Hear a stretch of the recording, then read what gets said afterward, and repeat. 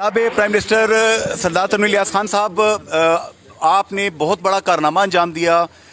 मुजाहिद अव्वल सरदार अब्दुल क़य्यूम खान मरहूम रहमतुल्लाह अलैह के बाद आप वो वाहिद आदमी हैं 32 सालों में जो कि बल्दियाती इंतखाबात करवा गए। लोग इसको खुदकुशी और पागलपन कह रहे थे।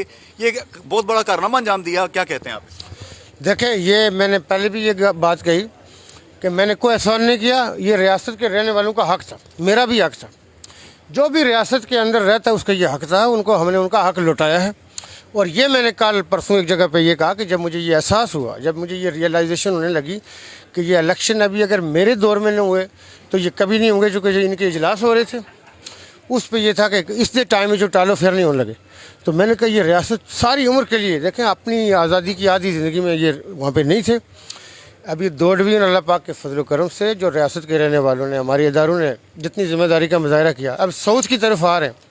मैं आज ये जो शहबाज शरीफ ने कश्मीर की सरजमीन कश्मीर के ऊपर उसने खड़े होकर हमारी इंसल्ट की है और हमारे साथ जिस अतक आमेज़ रवैये का उसने इजहार किया, मैं ये समझता हूँ कि ये नाकाबिल बर्दाश्त है।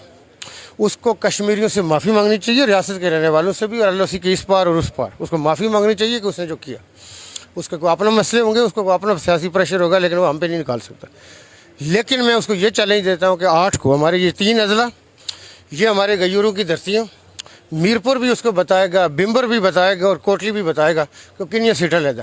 जो वहाँ पे हमारी लई हुई सीटों के ऊपर वो कार्रवाइयाँ डाल रहे, ना वहाँ कबूल करेंगे या ना यहाँ करेंगे। मैं ये समझता हूँ कि वो कश्मीर की सिग्निफिकेंस को भूल चुका है। बाबा काम रहमतुल्लाह अलैह ने उसको शारिक कहा हुआ है। ये पाकिस्तान को कमज़ोर करने की कोशिश कर रहा है। हम इसके रास्ते में रुकावट बनेंगे, आनी दीवार बनेंगे, बिल्कुल नहीं करने देंगे। कश्मीर की गैरत के ऊपर जो आपने स्टैंड लिया है, पूरी कौम उसको सलाम पेश करती है, जम्मू कश्मीर के लोग।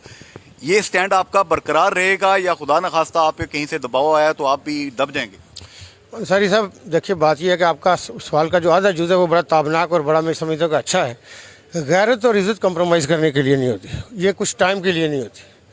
आपका शमला और आपकी पाग हमेशा ऊँची रहेगी। वक़ार के ऊपर इज़्ज़त पे कंप्रोमाइज़ क्यों करेंगे? किस चीज़ के लिए करेंगे? ये जगह हम करने वाले हैं कमज़ोर और कंप्रोमाइज़ करने वाले हैं। और इसमें देखिए बुनियादी तौर पर मैं ये समझता हूँ कि इज़्ज़त का अगर वक़ार कश्मीरियों की आप इसे लोगों किस चीज़ के लिए, तो मैंने पहले भी कहा था कि जो हुकूमत जिसमें के अंदर इज्जत ना हो, ग्रेस और डिग्निटी ना हो, ऐसी हुकूमतों को लात मारनी चाहिए। लेकिन कश्मीरियों के हक में किसी ने डाका मारा, वो भी नहीं मारने देंगे। लेकिन एक चीज़ मैं और आपके साथ बात करूं, हुकूमतों का तो मुझे कभी परवाह नहीं रही, लेकिन जो हुकूमतों के पीछे भागने वाले उनको भी नहीं मिलने वाली, ये भी आपको बता दूं। और हमें बाहर रख के ना, हमें ऐसी रियलिटी है कि कोई आलिम माँ पैदा नहीं की था। तो जो डरने की आपने बात की, हिंदुस्तान को फतह करने वाला ज़हीरुद्दीन बाबर कह गया था कि ये मेरा आधा का, उसको कहा था 2.5 किए ना 2 और तो हिंदुस्तान फतह आधा सी। जी, आपने यहाँ पे सुना वज़ीर आज़म आज़ाद कश्मीर सरदार तनवीर इलियास खान साहब ने एक तो इंतखाबात के हवाले से बात की, जो बिहेव नहीं बात बैठेंगे please.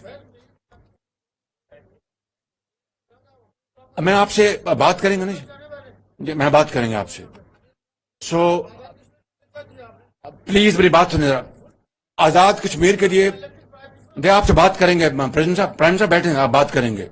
So what I want to say is this, that Pakistan is a gift